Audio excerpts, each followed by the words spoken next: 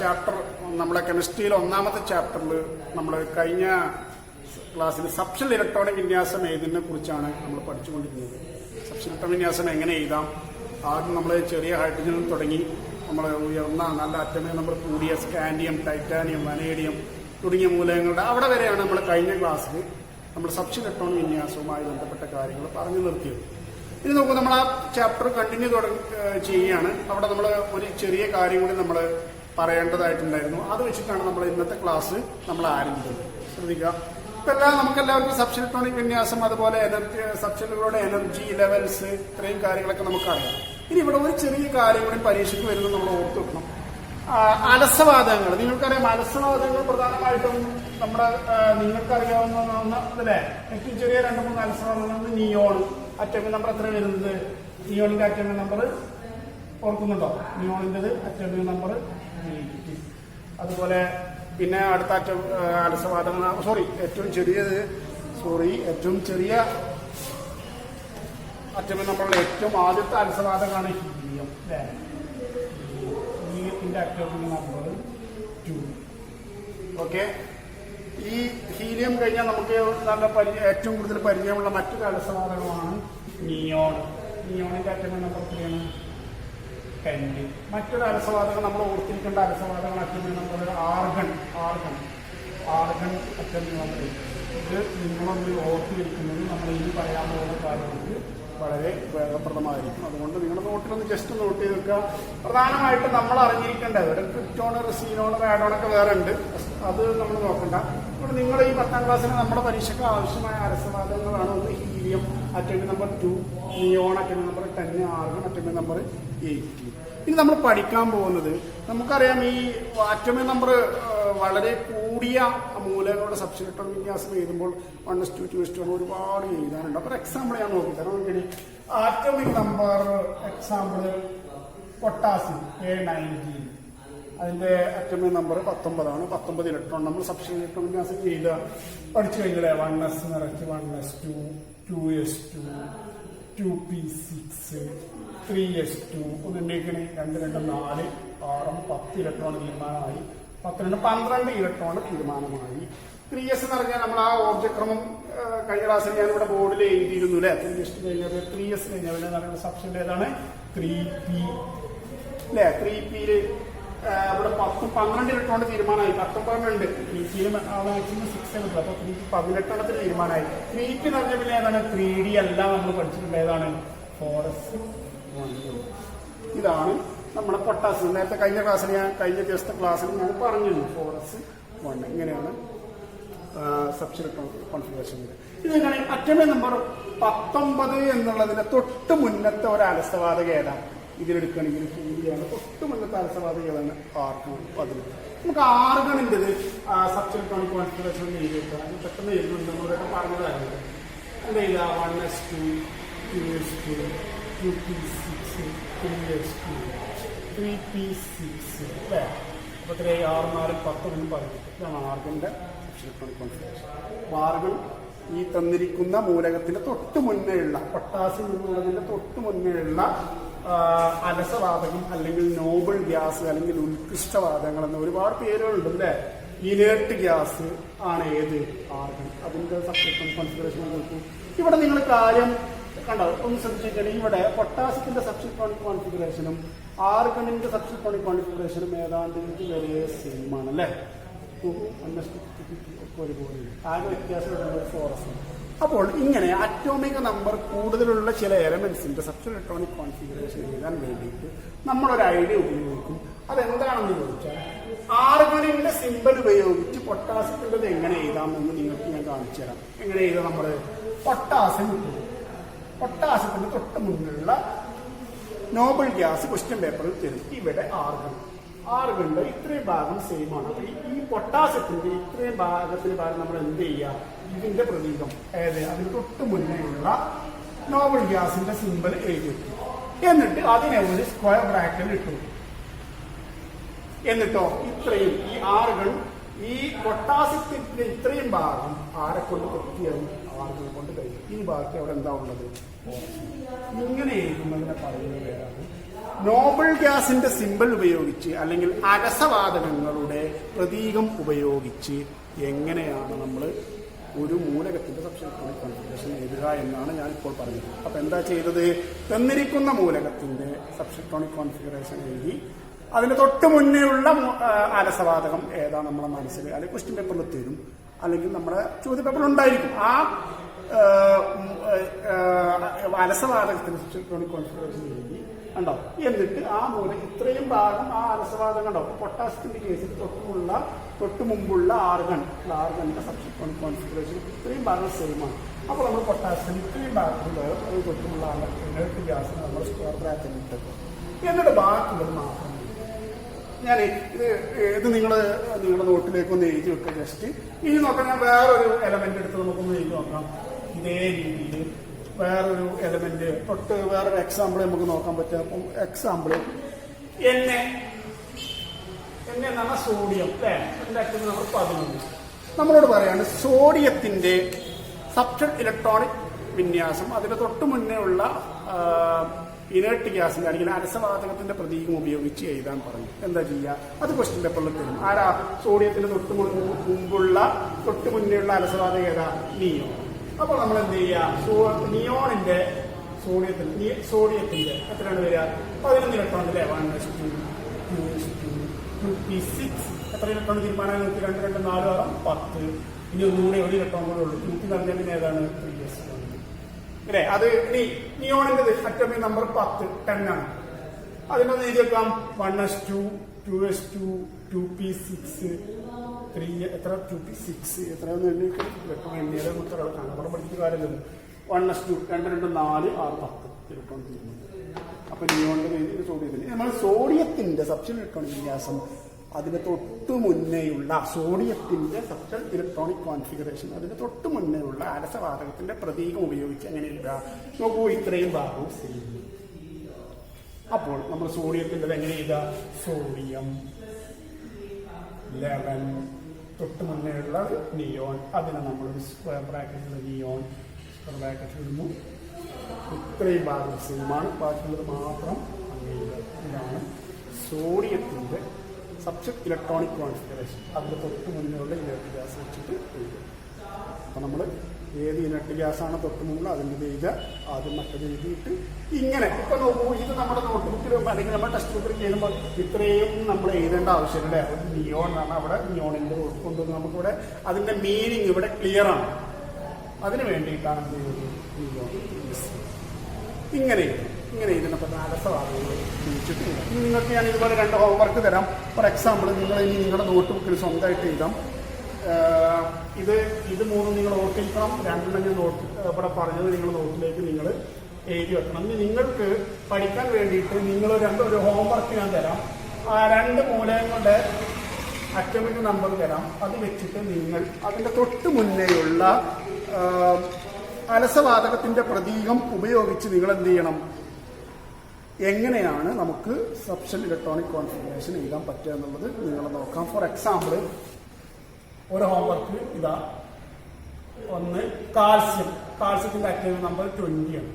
അതിന് തൊട്ടുമുള്ള അലസവാതകം ഏതാണ്? ആർഗൺ. അപ്പം ആ കാൽസ്യത്തിന്റെ സബ്സ്റ്റൻസ് ഇലക്ട്രോണിക് കോൺഫിഗറേഷൻ നിങ്ങൾ എന്ത് ചെയ്യണം? കൊബാൾട്ട് വെച്ചിട്ടൊന്ന് എഴുതണം. ഇനി രണ്ടാമതൊരു എക്സാമ്പിൾ ഉള്ളത് നമുക്ക് ഏതെടുക്കാൻ പറ്റുക? കാൽസ്യം കഴിഞ്ഞാൽ പിന്നെ മാഗ്നീഷ്യം നമ്മൾ അറ്റോമിക് നമ്പർ 12. അതൊക്കെ ക്വസ്റ്റ്യൻ പേപ്പറിൽ തരും, അറ്റോമിക് നമ്പർ തരും. അപ്പം മാഗ്നീഷ്യത്തിന്റെ സബ്സ്റ്റൻസ് ഇലക്ട്രോണിക് കോൺഫിഗറേഷന് തൊട്ട് മുന്നിൽ അലസവാതകം ഏതാണ്? നിയോൺ വെച്ചിട്ട് എങ്ങനെ എഴുതാമെന്ന് പഠിക്കണം. ഇനി ഒരു എക്സ്ട്രാ പോയിന്റ് വേറൊരു എലമെന്റ് ആണ് കൊബാൾട്ട് 27. കൊബാൾട്ടിന്റെ അറ്റോമിക് നമ്പർ എത്രയാണ്? 27. കൊബാൾട്ട് 27 നിങ്ങൾ എന്ത് ചെയ്യണം? CO വലിയ C ചെറിയ O. Cobalt 27 substance electronic configuration അതിന്റെ തൊട്ട് മുന്നേയുള്ള അലസവാതകം. കൊബാൾട്ട് ഒരു ഹിന്ദി ഞാൻ പറയാം. കൊബാൾട്ട് 27ന്റെ തൊട്ട് മുമ്പുള്ള അലസവാതകം ഏത് തന്നെയാണ്? ആർഗൺ. അപ്പോൾ ആർഗണിന്റെ പ്രതീകം വെച്ചിട്ട് ആർഗണിന്റെ സിമ്പിൾ വെച്ചിട്ട് കൊബാൾട്ടിൻ്റെ നിങ്ങൾ എഴുതി നോക്കാം. ഓക്കെ, ഇത് 3 നിങ്ങൾക്ക് ഹോംവർക്ക്. അപ്പോൾ നമ്മൾ ഇപ്പൊ പഠിച്ചത് എന്താണ്? ഇന്നിപ്പോ തുടക്കത്തിൽ പഠിച്ചത് എന്താണ്? ആ ഒരു എലമെന്റിന്റെ അല്ലെങ്കിൽ മൂലകത്തിന്റെ സബ്സ്റ്റൻ ഇലക്ട്രോണിക് വിന്യാസം അതിന് തൊട്ടു മുന്നേയുള്ള ആലസവാതകത്തിന്റെ സിമ്പിൾ ഉപയോഗിച്ച് അല്ലെങ്കിൽ പ്രതീകം ഉപയോഗിച്ചിട്ട് എങ്ങനെയാണ് എഴുതാം. ഹൗ ടു റൈറ്റ് സബ്സ്റ്റൻ electronic configuration of an element using the symbol of preceding inert gas or noble gas. Okay, അതാണ് ഇവിടെ ശ്രദ്ധിക്കേണ്ടത്. ഇത് വെച്ചിട്ടുള്ള ക്വസ്റ്റ്യൻസ് എഴുതുന്നത്.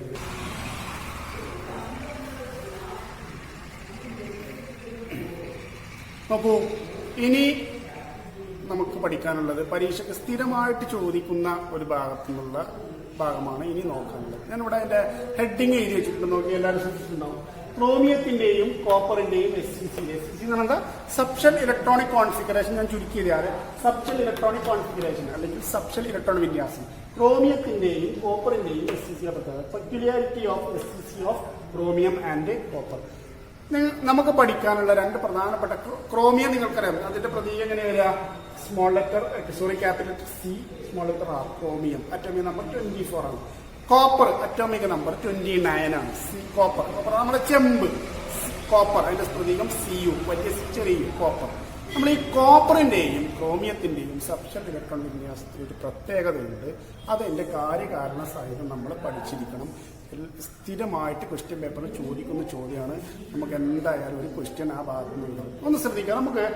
നമ്മൾ ഇതുവരെ പഠിച്ചത് വെച്ചിട്ട് എങ്ങനെയായിരിക്കും ക്രോമിയത്തിന്റെ സബ്ഷൽ ഇലക്ട്രോൺ വിന്യാസം വരുന്നതെന്ന് നോക്കാം. അതായത് ഞാനിവിടെ ഒന്ന് ശ്രദ്ധിക്കാം.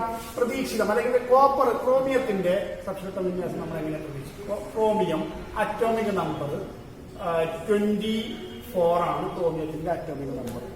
അപ്പൊ എത്ര ഇലക്ട്രോൺ ഉണ്ടാവും? 24 ഇലക്ട്രോൺ ഉണ്ടാവും. നമ്മൾ പഠിച്ചത് വെച്ചിട്ട് നമ്മൾ അതിന്റെ സബ്ഷൽ ഇലക്ട്രോണിക് വിന്യാസം എന്ന് എഴുതാൻ പോകും. ഇങ്ങനെ 24 ഇലക്ട്രോൺ.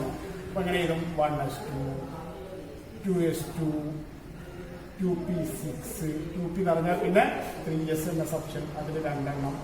3s എന്ന് പറഞ്ഞാൽ പിന്നെ 3p അതിൽ 6 എണ്ണം.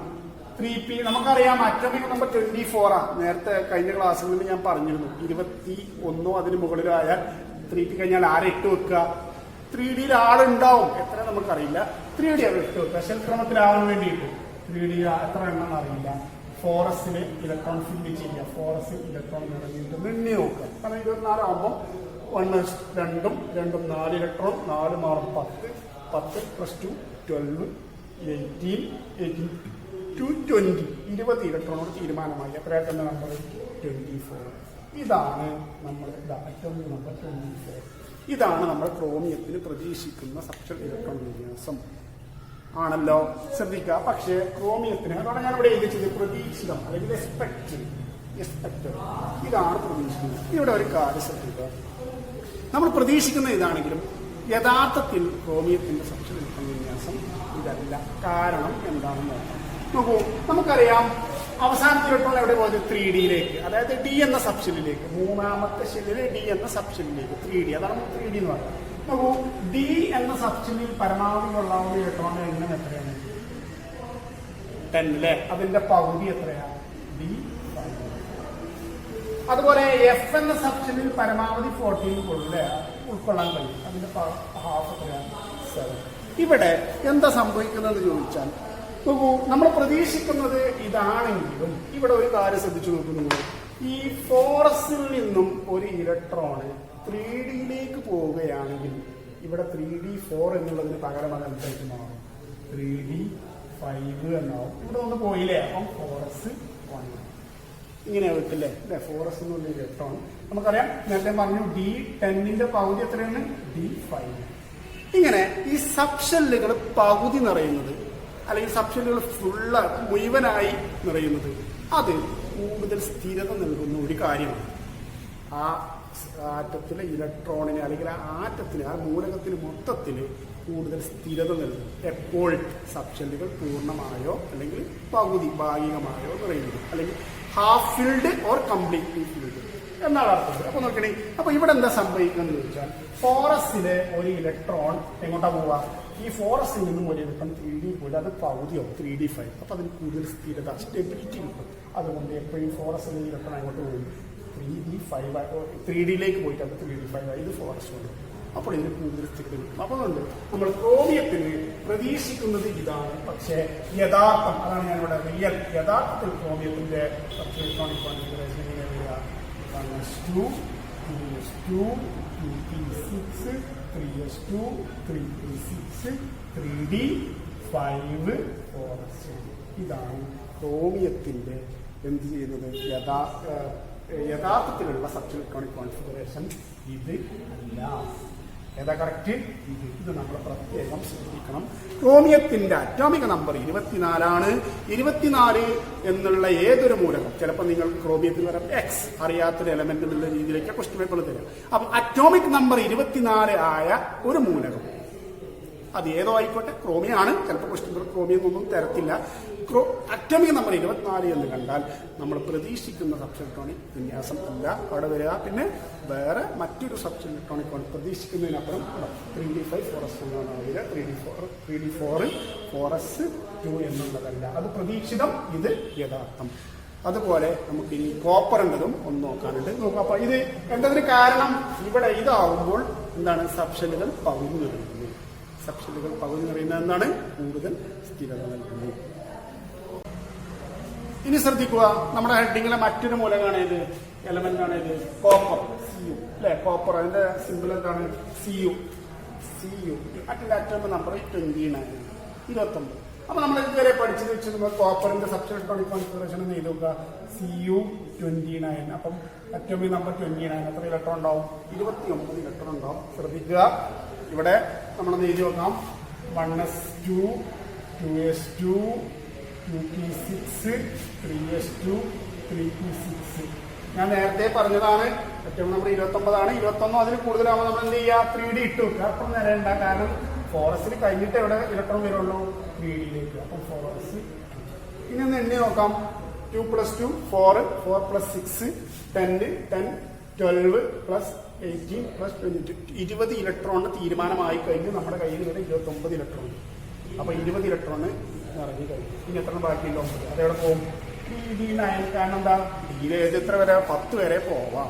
അപ്പൊ ഇതിന്റെ നമ്മൾ പ്രതീക്ഷിക്കുന്ന എക്സ്പെക്ടഡ് ആയിട്ടുള്ള സബ് ഇലക്ട്രോണിക് കോൺഫിഗറേഷൻ SCC ഏതാണ്?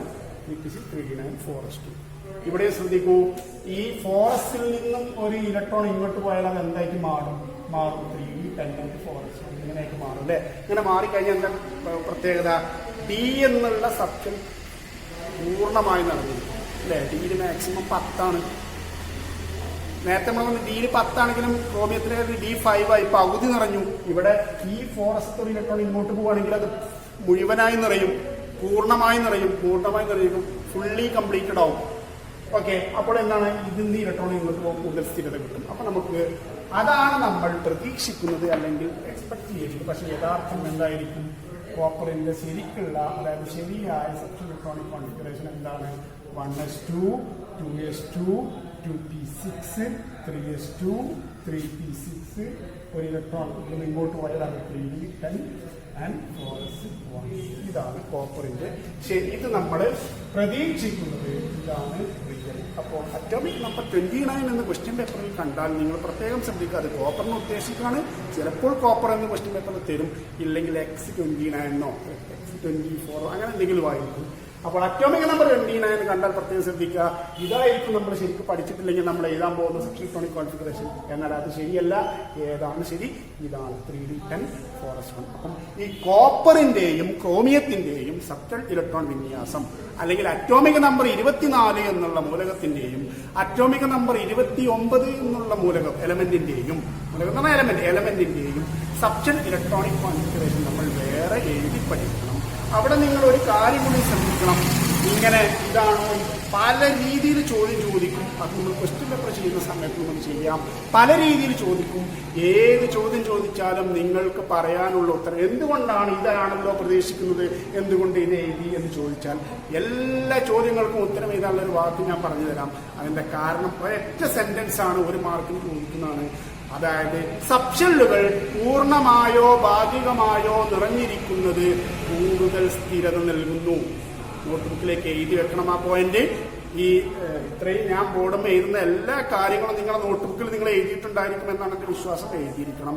ഇനി അതിന്റെ താഴെ ഒരു പോയിന്റ് NB എന്ന് എഴുതി വെക്കാം.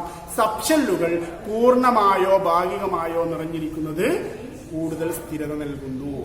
അല്ലെങ്കിലോ നമ്മൾ ഇംഗ്ലീഷ് മീഡിയത്തിൽ പറയുകയാണെങ്കിലോ half filled or completely filled, half filled or completely filled, half filled or completely filled subshells are more stable than the others. ആ വാക്കാണ് ഇംഗ്ലീഷ് മീഡിയത്തിലെ കുട്ടികൾ കാണാതെ ചെയ്ത് പഠിക്കണം. Half filled or completely filled subshells are more stable than the others. ഇതാണ് reason. അത് മാത്രം ഓർത്ത് വെച്ചാൽ മതി. ഒരിക്കൽ കൂടി പറയാം.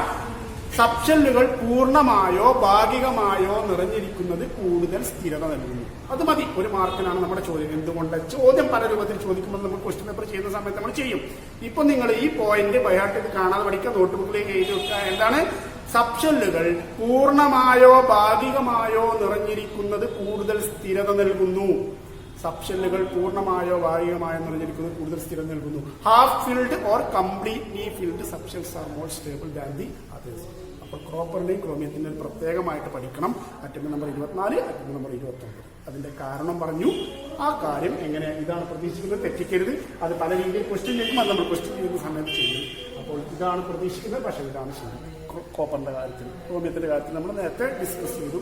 കാരണം സബ്ഷെല്ലുകൾ പൂർണ്ണമായോ ഭാഗികമായോ നിറഞ്ഞിരിക്കുന്നത് കൂടുതൽ സ്ഥിരം നൽകുന്നു. Half filled or completely filled subshells are more stable than the others. അതാണ് ഇത്രയും സബ്ഷെല്ലുമായി ബന്ധപ്പെട്ട കാര്യങ്ങൾ ഇതാണ് നമ്മൾ അറിഞ്ഞിരിക്കുന്നത്. ഇനി നമ്മൾ സബ്ഷെല്ലുമായി ബന്ധപ്പെട്ട അതിന്റെ അപ്ലിക്കേഷനാണ് ഇനി നമുക്ക് നോക്കാനുള്ളത്. അതിലേക്ക് നമുക്ക് വരാം. ഇനി ശ്രദ്ധിക്കുക, നമ്മൾ ഇത്രയും സബ്ഷെൽ ഇലക്ട്രോൺ വിന്യാസവുമായി ബന്ധപ്പെട്ട എല്ലാ കാര്യങ്ങളും ഉൾപ്പെടുത്തിക്കൊണ്ട് നമുക്ക് ഇനി ഒരു അപ്ലിക്കേഷൻ ക്വസ്റ്റ്യൻ നിങ്ങളുടെ ടെക്സ്റ്റ് ബുക്കിൽ തന്നിട്ടുണ്ട്. പേജ് നമ്പർ 16 ഒരു ക്വസ്റ്റ്യൻ തന്നിട്ടുണ്ട്. ഞാൻ ആ ക്വസ്റ്റ്യന്റെ ആൻസറുകളാണ് ജസ്റ്റ് ഒന്ന് ഡിസ്കസ് ചെയ്യുന്നത്. ശ്രദ്ധിക്കുക, ക്വസ്റ്റ്യൻ ഞാനൊന്ന് വായിക്കാം. ഇത് നിങ്ങൾക്കൊരു ഹോംവർക്കാണ്. നിങ്ങൾ എല്ലാവരും എന്താ ചെയ്യേണ്ടത്? ഈ question page number 14, text book 16 ഈ ക്വസ്റ്റ്യൻ ഞാൻ വായിച്ചിട്ട് ആ ക്വസ്റ്റ്യൻ നിങ്ങൾ അതുപോലെ പകർത്തിയിട്ട് ഞാൻ ആൻസറുകളെല്ലാം ഇവിടെ പറയുന്നുണ്ട്. ആ ആൻസറുകൾ നിങ്ങൾ ആദ്യം ഒറ്റക്കൊന്ന് ചെയ്തു നോക്കുക. എന്നിട്ട് ഞാൻ പറയുന്ന ആൻസർ ആണോ നിങ്ങൾക്ക് കിട്ടിയത് എന്നാണ് നിങ്ങൾ ചെയ്യേണ്ടത്. അപ്പൊ ഞാൻ ആ ക്വസ്റ്റ്യൻ ഒന്ന് വായിക്കാം. ഒന്നാമത്തെ ആ ക്വസ്റ്റ്യൻ ഇതാണ്. ഒരാറ്റത്തിന്റെ സബ്ഷെൽ ഇലക്ട്രോൺ വിന്യാസം നോക്കാം. സബ്ഷെൽ ഇലക്ട്രോൺ വിന്യാസം തന്നിട്ടുണ്ട്. ഇതാണ് 1s2 2s2 2p6 3s2. ഒരാറ്റത്തിന്റെ subshell electron വിന്യാസം, ഒരാറ്റത്തിന്റെ സബ്ഷെൽ ഇലക്ട്രോൺ വിന്യാസം 1s2 2s2 2p6 3s2 എന്നാണ് എങ്കിൽ താഴെ കൊടുത്തിരിക്കുന്നവയ്ക്ക് ഉത്തരം കണ്ടെത്തുക. That is if the subshell vice electronic configuration of an atom is, if the subshell wise electronic configuration of an atom is 1s2 2s2 2p6 3s2 3s2, find answers to the following. ഇങ്ങനെ questions ഇതൊക്കെയാണ്. 1 2 3 6 ചോദ്യങ്ങളാണ് ഉള്ളത്. ഞാൻ ഓരോ ചോദ്യങ്ങളും അതിൽ 6 ചോദ്യത്തിന്റെയും ഉത്തരങ്ങളോടെ ഞാൻ discuss ചെയ്യാൻ പോവാണ്. ഡോട്ടായിട്ടാണ് ഉള്ളത്. അപ്പം ഞാൻ ഇവിടെ ഇട്ടിട്ടുണ്ട്. ഒന്നാമത്തെ ചോദ്യം ഞാനൊന്ന് വായിക്കാം. ഈ ആറ്റത്തിൽ എത്ര ഷെല്ലുകളുണ്ട്? ഈ ക്വസ്റ്റ്യൻസ് എല്ലാം നിങ്ങൾ ഒറ്റക്കൊന്ന് ചെയ്തു നോക്കട്ടെ. ഇത് വെച്ചിട്ടുള്ളതിന് ശേഷം ഞാൻ പറയുന്ന ആൻസറുമായിട്ടൊന്ന് കമ്പയർ ചെയ്യും. ഈ ആറ്റത്തിൽ എത്ര ഷെല്ലുകളുണ്ട് എന്നുള്ള ചോദ്യങ്ങൾ. എത്ര ഷെല്ലുകളുണ്ട് നോക്കാം നമുക്ക്. എങ്ങനെ നമ്മൾ കണ്ടുപിടിക്കുക? അല്ലെ, ഒന്ന് വായിച്ചു നോക്കാം. ഇതാണ് ഒന്നാമത്തെ ഷെല്ല്. 2s2 2p6 രണ്ടാമത്തെ ഷെല്ല് s3, അങ്ങനെ രണ്ടാമത്തെ ഷെല്ലാണ് ഇത്. ഇനി അതുകൊണ്ട് മൂന്നാമത്തെ ഷെല്ലിലെ s2. എങ്ങനെ നമ്മൾ ഷെല്ല് കിട്ടുക? സബ്ഷെൽ ഇലക്ട്രോണിക് കോൺഫിഗറേഷൻ എഴുതുമ്പോൾ സബ്ഷെല്ലിന്റെ ഇടതുവശത്ത് എഴുതുന്നതായിരിക്കും ഷെല്ലിന്റെ നമ്പർ, വലതുവശത്ത് മുകളിൽ എഴുതുന്നതായിരിക്കും എന്ത്? ഇലക്ട്രോണുകളുടെ എണ്ണം. അപ്പം ലെഫ്റ്റ് ഹാൻഡ് സൈഡിൽ ഷെൽ നമ്പർ. നേരത്തെ കഴിഞ്ഞ ക്ലാസ്സിൽ ഞാൻ പറഞ്ഞു, കഴിഞ്ഞ ദിവസത്തെ ക്ലാസ്സിൽ ഞാൻ പറഞ്ഞു, ഇടതുവശത്ത് ലെഫ്റ്റ് ഹാൻഡ് സൈഡിൽ ഷെൽ നമ്പർ, ഷെല്ലിന്റെ എണ്ണം. വലതുവശത്ത് ടോപ്പിലായിരിക്കും എന്ത്? ഇലക്ട്രോണുകളുടെ എണ്ണം.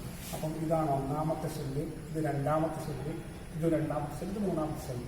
അപ്പൊ ആദ്യത്തെ ചോദ്യം എന്താണ്? ഈ ആറ്റത്തിൽ എത്ര ഷെല്ലുകൾ ഉണ്ട്? How many shells are present in this atom? How many shells are present in this atom? അപ്പൊ നമ്മുടെ ആൻസർ ഒന്നാമത്തെ 3 ഷെല്ലുകൾ കറക്റ്റ് ആണെന്ന് വിചാരിക്കുന്നു. എത്ര ഷെല്ലുണ്ട് എങ്ങനെ മനസ്സിലായി? ഉണ്ടോ? ലാസ്റ്റ് ഒന്നാമത്തെ ഷെല്ല് s3 അങ്ങനെ 3 ഷെല്ല്. അതായത് സബ്ഷെല്ലുകളുടെ ഇടത്ത് വശത്ത് എഴുതുന്നതായിരിക്കും ഷെല്ലിന്റെ നമ്പർ. ഷെല്ലിന്റെ നമ്പർ ഈ മുകളിൽ എഴുതുന്നത് എന്താണ്? ഇലക്ട്രോണുകളുടെ എണ്ണം. അപ്പം ഒന്നാമത്തെ ചോദ്യം, ഈ ആറ്റത്തിൽ എത്ര ഷെല്ലുകളുണ്ട്? How many shells are present in this atom? അതിന്റെ ഉത്തരം എത്രയാണ്? 3. ഇനി നമുക്ക് രണ്ടാമത്തെ ക്വസ്റ്റ്യനിൽ കിടക്കാം. ഓരോ ഷെല്ലിലെയും സബ് ഷെല്ലുകൾ ഏതെല്ലാം? ഓരോ ഷെല്ലിലെയും സബ് ഷെല്ലുകൾ ഏതെല്ലാം? ഓരോ ഷെല്ലിലെയും which are the sub shells of each shell? ഓരോ ഷെല്ലിലെയും സബ് ഷെല്ല്. ബി രണ്ടാമത്തെ. ഒന്നാമത്തെ ഷെല്ലിലെ ഏത് സബ് ഷെല്ലുള്ളത്? യെസ് അല്ലെ. ഒന്നാമത്തെ ഷെല്ലിന്റെ സബ് ഷെല്ല് ഏതാണ്? ഒന്നാമത്തെ ഷെല്ലിന്റെ സബ് ഷെല്ല് ഒരേ ഒരു സബ് ഷെല്ലുള്ളൂ. ഏതാണ്? യെസ്. അങ്ങനെ സൂചിപ്പിക്കും 1s. ഇനി രണ്ടാമത്തെ ഷെല്ലിലോ? രണ്ടാമത്തെ ഷെല്ലില് എസ് ഉണ്ട്, പി ഉണ്ട്. നമുക്ക് വേണമെങ്കിൽ സൂചിപ്പിക്കാം 2s 2p. ഇനി മൂന്നാമത്തെ ഷെല്ലിലോ? എസ് ഉണ്ട്, എസ് എൻ ഉള്ളൂ. അങ്ങനെ സൂചിപ്പിക്കാം 3s. അപ്പം ഇതൊക്കെയാണ് ഓരോ ഷെല്ലിലെയും സബ് ഷെല്ലുകൾ. ഇതാണ് അതിന്റെ system. Which are the sub shells of each shell എന്ന് പറഞ്ഞാൽ ഒന്നാമത്തെ ഷെല്ലിൽ ഏതാണ്? എസ്, അതായത് 1s. രണ്ടാമത്തെ ഷെല്ലിൽ 2s 2p. മൂന്നാമത്തെ 3s. ഇതിന് വെച്ചിട്ട് നമ്മുടെ ക്വസ്റ്റ്യൻ ആൻസർ ചെയ്യുന്നത് കേട്ടോ. ഇനി മൂന്നാമത്തെ ക്വസ്റ്റ്യൻ, അവസാന ഇലക്ട്രോൺ പൂരണം നടന്നത് ഏത് സബ് ഷെല്ലിലാണ്? Which is the sub shell to which the last electron was added? Which is the sub shell to which the last electron was added? അപ്പം തേർഡ് ക്വസ്റ്റ്യന്റെ ആൻസർ ഏതിലാണ് അവസാനത്തെ ഇലക്ട്രോൺ ആഡ് ചെയ്ത സബ് ഷെല്ലിലാണ്? 3s അല്ലെ? 3s. മൂന്നാമത്തെ ഷെല്ലിലെ S എന്ന sub ഷെല്ലിലാണ്. അപ്പം ഏത് അവസാന ഇലക്ട്രോൺ പൂരണം നടന്നത് ഏത് sub shell? Which is the sub shell to which the last electron was added? അവസാന ഇലക്ട്രോൺ പൂരണം നടന്നത് ഏത് സബ് ഷെല്ലിലാണ്? എസ് അല്ലെങ്കിൽ 3s. ഇനി നാലാമത്തെ ചോദ്യം, ആറ്റത്തിലെ ആകെ ഇലക്ട്രോണുകളുടെ എണ്ണം എത്ര? ആറ്റത്തിലെ ആകെ ഇലക്ട്രോണുകളുടെ എണ്ണം. ആറ്റത്തിലെ ആകെ ഇലക്ട്രോണുകളുടെ എണ്ണം. ടോട്ടൽ നമ്പർ ഓഫ് ഇലക്ട്രോൺസ് അല്ലേ? ഈ മുകളിൽ എഴുതിയിരിക്കുന്നതാണ് എന്ത്? ഇലക്ട്രോണുകളുടെ എണ്ണം. മനസ്സിലാക്കണം. സബ് ഇലക്ട്രോൺ വിന്യാസം എഴുതുമ്പോൾ മുകളിൽ എഴുതിയിരിക്കുന്നതാണ് എന്ത്? ഇലക്ട്രോണുകളുടെ എണ്ണം. ഇവിടെ എത്ര ഇലക്ട്രോൺ ഉണ്ട്? 2 + 2 4 4 + 6 10 10 + 2 എത്ര വരിക? 2 + 10 12 12. ശരിയാണ്. നോക്കൂ, ശരിയല്ലേ? 1s2 10 12. ആറ്റത്തിലെ ആകെ ഇലക്ട്രോണുകളുടെ എണ്ണം. What is number of electrons in the atom? അതാണ് നാലാമത്തെ ടോട്ടൽ. നാലാമത്തെ ഞാൻ ഇവിടെ ഡി എന്നിട്ടുണ്ട്. ഇനി അഞ്ചാമത്തെ ക്വസ്റ്റ്യൻ, അറ്റോമിക് നമ്പർ എത്രയാണ്? What is it's atomic number? ഇലക്ട്രോണിന്റെ എണ്ണം തന്നെയല്ലേ പ്രോട്ടോണുകളുടെ എണ്ണം? അപ്പൊ പ്രോട്ടോണുകളുടെ എണ്ണയല്ലേ അറ്റോമിക് നമ്പർ. അപ്പൊ 12 ഇലക്ട്രോണിന്റെ അപ്പൊ എത്ര പ്രോട്ടോൺ ഉണ്ടാവും? 12. അപ്പൊ അറ്റോമിക് നമ്പർ എത്ര തന്നെയാണ്? 12. അറ്റോമിക് നമ്പർ എത്രയാണ്? 12. ഇനി നോക്കാം അടുത്ത ക്വസ്റ്റ്യൻ, സബ്ഷെൽ ഇലക്ട്രോൺ വിന്യാസം എങ്ങനെ ചുരുക്കി എഴുതാം? സബ്ഷെൽ ഇലക്ട്രോൺ വിന്യാസം എങ്ങനെ ചുരുക്കി എഴുതാം? അല്ലെങ്കിൽ എന്താണ്? How can the subshell electronic configuration be written in short form? How can the subshell electronic configuration be written in short form? അതായത് നമ്മൾ നേരത്തെ പറഞ്ഞ ക്വസ്റ്റ്യൻ ആണത്. ഏതാണത്? അതായത് ആറാമത്തെ എഫ് അല്ലെ? എഫ് ആയിക്കോട്ടെ. നിങ്ങളൊരു ഡോട്ട് ആയിരിക്കും ടെക്സ്റ്റ് ബുക്കിൽ ഉണ്ടാവുക. ഇതിനെ ഷോർട്ടായിട്ട് എങ്ങനെ എഴുതാം?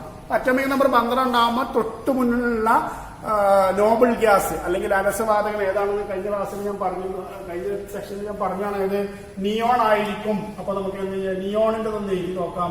Neon atomic number 10. അത് നിങ്ങളൊന്ന് ഓർത്ത് വെച്ചാൽ മതി. 2s2 2p6 അല്ലെ? ഇതല്ല നിയോണ്. ഇതിന് ഇത്രയും ഭാഗം സെയിമാണ്. ഇത് രണ്ടും സെയിം. ഇതിനോട് ബാക്കിയുള്ള 3s2. അപ്പൊ നമ്മൾ എന്ത് ചെയ്താൽ മതി? ഒരു മൂലകം, ആ മൂലകത്തിന്റെ അല്ലെങ്കിൽ എലമെന്റിന്റെ സബ്ഷെൽ ഇലക്ട്രോൺ ഷോർട്ട് ഫോം ആയിട്ട് എങ്ങനെ എഴുതാൻ പറ്റും? നമുക്ക് തൊട്ടുമുള്ള നിയോൺ, അത് നമ്പർ 10. ഇത്രയും ഭാഗത്തിന് നിയോൺ മതിയാവും. ഇത്രയും ഭാഗത്തിന് നിയോൺ മതിയാവും. ബാക്കി എന്താണത്? 3s2. ഇങ്ങനെയാണ് ഷോർട്ട് ഫോം. അപ്പൊ നമ്മൾ ഇത്രയും പഠിച്ചിരുന്ന് നമുക്ക് ഉണ്ടായിരിക്കേണ്ട നോളേജ് ആണ് ഈ ക്വസ്റ്റ്യൻ ഉള്ളത്. എത്ര ഷെല്ലുണ്ടെന്ന് ചോദിച്ചാൽ നമുക്ക് അറിയണം. ഷെല്ല് നോക്കാൻ ഈ ഇടതുവശത്ത് നൽകിയിരിക്കുന്ന നമ്പറുകളാണ് ഷെല്ല്. ഇത് 1ാം ഷെല്ല്, 2ാം ഷെല്ല്, 2ാം ഷെല്ല്, 3ാം ഷെല്ല്. ആകെ 3 ഷെല്ല്. പിന്നെ ചോദിച്ചത് ഓരോ ഷെല്ലിലും സബ് ഷെല്ലുകൾ ഏതാണെന്ന് ചോദിച്ചു. അപ്പം ഒന്നാമത്തെ ഷെല്ലില് 1s ഉണ്ട്, രണ്ടാമത്തെ എസും പി ഉണ്ട്, 2s 2p ഉണ്ട്, മൂന്നാമത്തെ എസ് 3s ഉണ്ട്.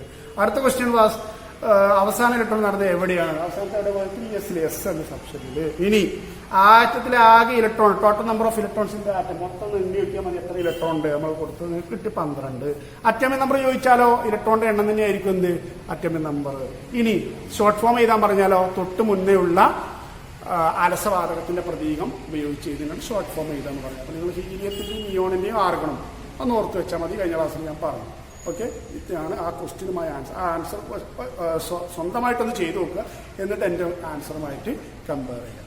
ഓക്കെ, ഇനി ശ്രദ്ധിക്കൂ. ഇനി നമ്മുടെ ചാപ്റ്ററിന്റെ പേര് നിങ്ങൾക്കറിയാം അല്ലേ? Periodic table and electronic configuration. Periodic ടേബിളും ഇലക്ട്രോണിക് വിന്യാസവും എന്നുള്ളതാണ്. അപ്പോൾ നമുക്ക് പീരിയോഡിക് ടേബിളുമായി ബന്ധപ്പെട്ട ചില കൂടുതൽ കാര്യങ്ങളൊക്കെ തന്നെ നമ്മൾ 9ൽ പഠിച്ചിട്ടുണ്ട്. ഇനി അതുമായി ഈ ഇലക്ട്രോണിക് കോൺഫിഗറേഷൻ, സബ്ഷൽ ഇലക്ട്രോണിക് കോൺഫിഗറേഷനും പീരിയോഡിക് ടേബിളും തമ്മിലുള്ള ചില ബന്ധങ്ങളാണ്, അതല്ലെങ്കിൽ സബ്ഷൽ ഇലക്ട്രോണിക് കോൺഫിഗറേഷന്റെ ചില ആപ്ലിക്കേഷൻസ് ആണ് നമ്മൾ ഇനി നമുക്ക് പഠിക്കാനുള്ളത്. ശ്രദ്ധിക്കുക, അതിന്റെ ഭാഗമായിട്ടാണ് ഞാൻ ഈ ഹെഡിങ് ചെയ്തിട്ടുണ്ട്, സബ്ഷൽ ഇലക്ട്രോൺ വിന്യാസവും ബ്ലോക്കും. സബ്ഷൽ ഇലക്ട്രോണിക് കോൺഫിഗറേഷൻ ബ്ലോക്ക് എന്താണ്? സബ്ഷൽ ഇലക്ട്രോൺ വിന്യാസവും ബ്ലോക്കും അല്ലെങ്കിൽ പീരിയോഡിക് ബ്ലോക്ക് എന്താണ് ഈ ബ്ലോക്ക് എന്നുള്ളത് കൊണ്ട് ഉദ്ദേശിക്കുന്നത്? നിങ്ങൾക്കറിയാം, പീരിയോഡിക് ടേബിളിൽ നമ്മൾ അതിലേക്ക് ഞാൻ വരുന്നുണ്ട്. പീരിയോഡിക് ടേബിളിൽ 18 അല്ലെ കുത്തനെയുള്ള ഗോളങ്ങളെ നമ്മൾ ഗ്രൂപ്പ് എന്ന് വിളിക്കുന്നു. അവയെ 18 ഗ്രൂപ്പ് ഉണ്ട്, 7 പീരീഡ് വിലങ്ങനെയുള്ള ഗോളങ്ങൾ അല്ലെ, ഹൊറിസോണ്ടൽ ലൈൻസ്. അങ്ങനെ പീരിയോഡിക് ടേബിളിൽ ഗ്രൂപ്പ് പീരീഡ് ഒക്കെ ഉണ്ട്, നമുക്കറിയാം അല്ലെ. 18 ഗ്രൂപ്പും 7 പീരീഡും അത് നമ്മൾ പഠിച്ചിട്ടുണ്ട്. നമ്മൾ ഇനി അത് വരുന്നുണ്ട് അതിനകത്ത്. അതുപോലെ പീരിയോഡിക് ടേബിളിൽ ബ്ലോക്ക് ഉണ്ട്. എന്താണ് ബ്ലോക്ക്? ഈ ബ്ലോക്ക്, ആ ബ്ലോക്ക്. പീരിയോഡിക് ടേബിളിൽ എങ്ങനെ നമ്മൾ ബ്ലോക്ക് തീരുമാനിക്കുമെന്ന് ചോദിച്ചാൽ അതിനുള്ളൊരു ഫോർമുലയാണ് ഞാൻ എഴുതിയിട്ടുള്ളത്.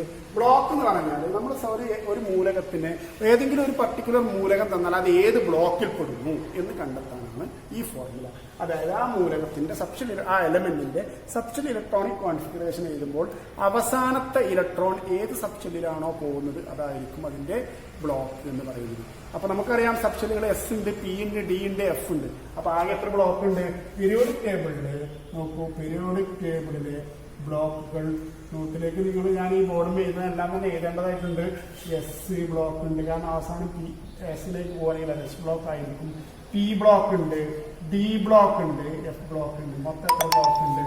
4 ബ്ലോക്കുകളാണ് നമുക്ക് എവിടെ ഉള്ളത്? പീരിയോഡിക് ടേബിളിൽ ഉള്ളത് 4 ബ്ലോക്കുകൾ, 4 ബ്ലോക്സ്. അതായത് 4 ബ്ലോക്കുകൾ. എങ്ങനെ? അവസാനത്തെ ഇലക്ട്രോൺ അല്ലെങ്കിൽ ലാസ്റ്റ് ഇലക്ട്രോൺ ഏത് സബ്ഷെല്ലിലാണോ ഫില്ല് ചെയ്യുന്നത് എന്നതിനനുസരിച്ച് പീരിയോഡിക് ടേബിളിൽ 4 ബ്ലോക്ക് ഉണ്ട്. അതാണ് ഞങ്ങൾ എഴുതിയ ബ്ലോക്ക് എന്ന് പറഞ്ഞാൽ അവസാന ഇലക്ട്രോൺ പൂരണം നടക്കുന്ന സബ്ഷെല്ലായിരിക്കും ആ മൂലകത്തിന്റെ ബ്ലോക്ക്. ഇപ്പൊ subshell teach the last electron is added. അങ്ങനെ പീരിയോഡിക് ബ്ലോക്കിൽ എത്ര ബ്ലോക്ക് ഉണ്ട്? 4 ബ്ലോക്ക്. എത്ര സബ്ഷെൽ ഉണ്ട്? 4 സബ്ഷെൽ, 4 ബ്ലോക്ക് ഉണ്ട്. എക്സാമ്പിൾ ഞാൻ ഒരു ക്വസ്റ്റ്യൻ രൂപത്തിൽ എഴുതാം. നിങ്ങളൊരു ക്വസ്റ്റ്യൻ എഴുതിക്കൊള്ളി. താഴെ പറയുന്ന മൂലകങ്ങളുടെ ബ്ലോക്ക് കണ്ടുപിടിക്കുക. Find out the block of the following elements എന്നൊരു question. Find out the block of the following elements. താഴെ പറയുന്ന മൂലകങ്ങളുടെ ബ്ലോക്ക് കണ്ടുപിടിക്കുക. ഒരു ക്വസ്റ്റ്യൻ നമുക്കൊന്ന് നോക്കാം. സബ്ഷെൽ ഇലക്ട്രോണിക് കോൺഫിഗറേഷൻ എന്നാൽ എങ്ങനെയാണ് ബ്ലോക്ക്? ഒന്നാമത്തെ ക്വസ്റ്റ്യൻ നമ്പർ 1 എഴുതിക്കോളൂ. ഒന്നാമത്തെ ക്വസ്റ്റ്യൻ ഇതാ. ഒന്നാമത്തെ മൂലകം, ഒന്നാമത്തെ element Li, capital letter L, small i. അതിനേതാണ്? Lithium. Atomic number 3. Atomic number 3 ആയ ലിഥിയത്തിന്റെ സബ്ഷെൽ ഇലക്ട്രോണിക് കോൺഫിഗറേഷൻ നമുക്കൊന്ന് എഴുതി നോക്കാം. എത്ര ഇലക്ട്രോൺ ഉണ്ട്? 3 ഇലക്ട്രോൺ. അപ്പൊ ആദ്യം എടുക്കും 1s. അതിന് പരമാവധി എത്ര പറ്റുക? 2. ഇനി നമ്മുടെ കയ്യിൽ എത്ര ഉണ്ട്? 1 കൂടിയും. അതോടെ പോകും അടുത്ത സബ്ഷെല്ലായ 2s. 1. അപ്പൊ ലിഥിയത്തിന്റെ സബ്ഷെൽ ഇലക്ട്രോണിക് കോൺഫിഗറേഷൻ എന്താണ്? 1s2 2s1. അവസാനത്തെ ഇലക്ട്രോൺ പോയത് ഏതിലേക്കാണ്? 2sലേക്ക്. ഏതിലേക്ക്?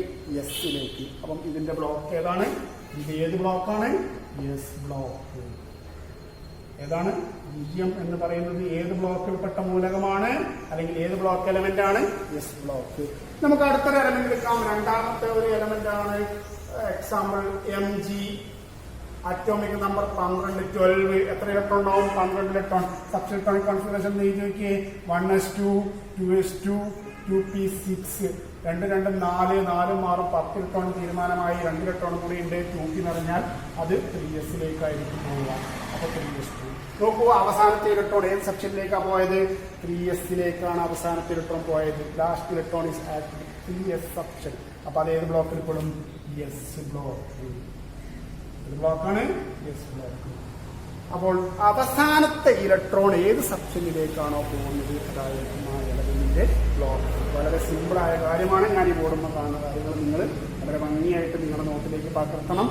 നോട്ട് എഴുതിയെടുക്കണം. ക്ലാസ്സിൽ എഴുതുന്നത് പോലെ എഴുതിയെടുക്കുക. വീഡിയോ പോസ് ചെയ്തിട്ട്. ഓക്കെ, നമുക്ക് ഞാൻ അടുത്ത ഒരു എലമെന്റ് എടുക്കാം. നമുക്ക് നമ്മുടെ ലിഥിയം എഴുതി, മാഗ്നീഷ്യം എഴുതി. ഇനി നമുക്ക് വേറൊരു എലമെന്റ് എടുക്കാം. മൂന്നാമത്തത് എല്ലാവർക്കും പറയാം. Nitrogen N7. അല്ലെ ആറ്റമിക് നമ്പർ 7 എല്ലാവർക്കും പരിചയമാണ്. ഇത് ഏത് ബ്ലോക്കാണ് നമുക്ക് കാണുന്നത്. അപ്പോൾ 7 ഇലക്ട്രോൺ ഉണ്ടാവും ഒരു ആറ്റമിക് നമ്പർ 7 ഇലക്ട്രോൺ. നമുക്ക് എഴുതി വെക്കാം 1s2 2s2 2p എത്ര ഉണ്ടാക്കാൻ 1s എന്ന് പറഞ്ഞ് 2s2 എന്ന് പറഞ്ഞ് 4 ഇലക്ട്രോൺ തീരുമാനമായി. ഇനി 3 ഇലക്ട്രോൺ കൂടി അത് എവിടെ പോകും? ഇവിടെ 2p3 അല്ലേ. അപ്പോൾ അവസാനത്തെ ഇലക്ട്രോൺ 1s2 2s2 2p3 അവസാനത്തിൽ ഏതിലേക്കാണ് പോയത്? 2pയിലേക്ക്, അതായത് പിയിലേക്ക്. അപ്പോൾ ഇതേതായിരിക്കും? P block. അപ്പൊ നൈട്രജൻ ഏത് എലമെന്റ് ആണ്? പി ബ്ലോക്ക് എലമെന്റ് ആണ്. നൈട്രജൻ ഏത് മൂലകമാണ്? പി ബ്ലോക്ക് മൂലകമാണ്. അപ്പോൾ സബ്സ്റ്റൻഷ്യൽ ഇലക്ട്രോണിക് കോൺഫിഗറേഷൻ ചെയ്താൽ അവസാനത്തെ ഇലക്ട്രോൺ ഏത് ബ്ലോക്കിലാണ്? അത് എസിലേക്കാണെങ്കിൽ എസ്, പിയിലേക്കാണെങ്കിൽ പി, ഡിയിലേക്കാണെങ്കിൽ ഡി, എഫിലേക്കാണെങ്കിൽ എഫ്. നമുക്ക് അടുത്തൊരു എക്സാമ്പിൾ നോക്കാം. നമുക്ക് അടുത്തത് നമ്മൾ നേരത്തെ ചെയ്തതുപോലെ തന്നെ വേറൊരു മൂലകം എടുക്കാം. നോക്കൂ, സ്കാൻഡിയ ആയിക്കോട്ടെ. സ്കാൻഡിയ നമ്മൾ ചെയ്ത് 21 അറ്റോമിക് നമ്പർ 21 ഒന്ന് എഴുതി നോക്കാം. എന്താ 1s2 2s2 21 ഇലക്ട്രോൺ ഉണ്ട്. അപ്പൊ എന്തായാലും എഴുതി 2p6 3s2 3p6. ഞാൻ നേരത്തെ പറഞ്ഞിരുന്നു 21 അതിനപ്പുറം വന്ന 3d ഇട്ട് വെക്കുക. എത്ര നമ്മൾ പിന്നെ നോക്കാം. 3d 4 ക്രമത്തിലാവാൻ വേണ്ടിയിട്ടാണ്. ഓക്കെ. അപ്പൊ 3 ഇലക്ട്രോൺ 2 + 2 4 6 4 10 16 18 20 21 ഇലക്ട്രോൺ. അപ്പൊ 3d 1 ഇവിടെ നമ്മൾ ശ്രദ്ധിക്കണം. അപ്പം സ്കാൻഡിയം ഏത് ബ്ലോക്ക്? അപ്പം ശ്രദ്ധിക്കുക, ഈ എലമെന്റിന്റെ നമ്മൾ ഒറ്റടിക്ക് നോക്കുമ്പോൾ നമുക്ക് തോന്നും ഇത് അവസാനത്തെ ഇലക്ട്രോൺ 4sലേക്കാണ് പോയത് എന്ന് തോന്നും. പക്ഷെ അവസാനത്തെ ഇലക്ട്രോൺ എവിടെ പോയത്? 3dയിലേക്ക്. 4s ഫില്ല് ചെയ്തിട്ട് ഇതിലേക്ക് പോകുള്ളൂ 3dയിലേക്ക്. അപ്പം 3dയിൽ അവസാനത്തെ ഇലക്ട്രോൺ. അതുകൊണ്ട് ഇത് ഏത് ബ്ലോക്ക് ആയിരിക്കും? D block. ഈ മൂലകം അല്ലെങ്കിൽ ഈ എലമെന്റ് ഏത് ബ്ലോക്ക് ആയിരിക്കും? ഡി ബ്ലോക്ക് മൂലകം ആയിരിക്കും. അപ്പൊ ശ്രദ്ധിക്കുക, അവസാനത്തെ ഇലക്ട്രോൺ ഏത് സബ്സ്റ്റൻസിലാണോ പോകുന്നത് അതായിരിക്കും അതിന്റെ സബ്സ്റ്റൻസ്. ഇനി നോക്കാം, നമുക്ക് വേറൊരു എക്സാമ്പിള് സിലിക്കൺ Si14. ഇത് ഏത് ബ്ലോക്കാണ് നോക്കാം. സബ്സ്റ്റൻസ് ഇലക്ട്രോണിക് കോൺഫിഗറേഷൻ ചെയ്ത് നോക്കൂ. 1s2 2s2 2p6 3s2 നോക്കാം 10 12 3p അല്ലേ. എത്ര? 14. 3p എത്ര എണ്ണാമത്തെ? 2 ഇലക്ട്രോൺ. ഇതാണ് സബ്സ്റ്റൻസ് ഇലക്ട്രോണിക് കോൺഫിഗറേഷൻ. അവസാനത്തെ ഇലക്ട്രോൺ എവിടെയൊക്കെ പോയത്? 3pയിലേക്ക്, അതായത് പി. അപ്പോൾ ഇത് ഏതാ ബ്ലോക്ക്? P block. ഇങ്ങനെയാണ് അവസാനത്തെ ഇലക്ട്രോൺ ഏത് പി. എസിലാണെങ്കിൽ പി, ഏതോ എസ് ആയിക്കോട്ടെ. എസിലാണെങ്കിൽ എസ് ബ്ലോക്ക്, പിയിലാണെങ്കിൽ പി ബ്ലോക്ക്, ഡിയിലാണെങ്കിൽ ഡി ബ്ലോക്ക്. ഇവിടെ നിങ്ങൾക്ക് ഞാൻ 2-3 ഹോംവർക്ക് തരാം. നമുക്ക് ഒന്നാമത്തെ ഹോംവർക്ക് നിങ്ങൾ ഒറ്റയ്ക്ക് വീട്ടിൽ നിന്ന് ചെയ്ത് നോക്കാം. ഒന്ന്, ഫോർ എക്സാമ്പിൾ ഫ്ലൂറിൻ 9 എന്നുള്ള ഈ എലമെന്റ് അല്ലെങ്കിൽ ഈ മൂലകം ഏത് ബ്ലോക്കാണെന്ന് നോക്കാം. അതുപോലെ മറ്റൊരു എലമെന്റ് ആണ്, ശ്രദ്ധിക്കുക, സൾഫർ 16. ഇതിന്റെ സബ്സ്റ്റൻസ് കോൺഫിഗറേഷൻ എഴുതിയിട്ട് ഏത് ബ്ലോക്കാണ് കാണണം. സിങ്ക് 30 ഇത് ഏത് ബ്ലോക്കിൽ പെടുന്നു എന്നുള്ളതും നോക്കുക. അപ്പൊ ഇത്രയും നേരം നമ്മൾ സബ്സ്റ്റൻസ് കോൺഫിഗറേഷന്റെ ഒരു ആപ്ലിക്കേഷനാണ് ഇപ്പോൾ പഠിച്ചത്. സബ്സ്റ്റൻസ് കോൺഫിഗറേഷൻ തന്നാൽ എങ്ങനെ നമുക്ക് ബ്ലോക്ക് കണ്ടുപിടിക്കാം എന്നുള്ള കാര്യവും പഠിച്ചു. അപ്പോൾ സബ്സ്റ്റൻസ് കോൺഫിഗറേഷൻ തറായിട്ട് നന്നായി പഠിക്കുക. അതിൽ ഒരു സംശയങ്ങളുണ്ടെങ്കിൽ ക്ലിയർ ചെയ്ത് മുന്നോട്ട് പോവുക. ഇനി ഒരു ആപ്ലിക്കേഷൻ പഠിച്ചു, ഷോർട്ട് ഫോം എഴുതാൻ പഠിച്ചു, ഇങ്ങനെയുള്ള കാര്യങ്ങളൊക്കെ നമ്മൾ പഠിച്ചു. ഇത് കറക്റ്റായിട്ട് പഠിച്ചാലേ ഇനി നമ്മൾ സബ്സ്റ്റൻസ് കോൺഫിഗറേഷനും അതിൻ്റെ ആപ്ലിക്കേഷനുമായി ബന്ധപ്പെട്ട കാര്യങ്ങൾ കൂടുതൽ നമുക്ക് മനസ്സിലാക്കാൻ പറ്റുള്ളൂ. അതുകൊണ്ട് നോട്ട് വേണ്ടത് നോട്ട് ബുക്കിൽ ഞാൻ ബോർഡിൽ എഴുതിയ കാര്യങ്ങളൊക്കെ വീഡിയോ ശരിക്കും കണ്ട് നോട്ടിലേക്ക് പകർത്തേണ്ടതാകുന്നു. അപ്പം അറിയാത്തുണ്ടെങ്കിൽ ക്ലിയർ ചെയ്ത് വളരെ ഭംഗിയായിട്ട് ഇപ്പോഴേ ഭംഗിയായിട്ട് പഠിച്ചു പോയി കഴിഞ്ഞാൽ നമുക്ക് നല്ല മാർക്കോട് കൂടി പാസ്സായി പോകാൻ ശ്രദ്ധിക്കുക. എളുപ്പമുള്ള ചാപ്റ്ററാണ്. അതുകൊണ്ട് നോട്ടൊക്കെ പെർഫെക്റ്റ് ആക്കി ക്ലിയർ ചെയ്ത് മുന്നോട്ട് പോവുക. എനിവേ ഇത്രയും നിങ്ങൾ ഈ കാര്യങ്ങളൊക്കെ അറിഞ്ഞാൽ മാത്രമേ നമുക്കിനി അടുത്ത ഇതിൻ്റെ ബാക്കിയുള്ള ആപ്ലിക്കേഷൻ ലെവലിലെ ക്വസ്റ്റ്യൻസ് മനസ്സിലാവുള്ളൂ. Anyway thank you.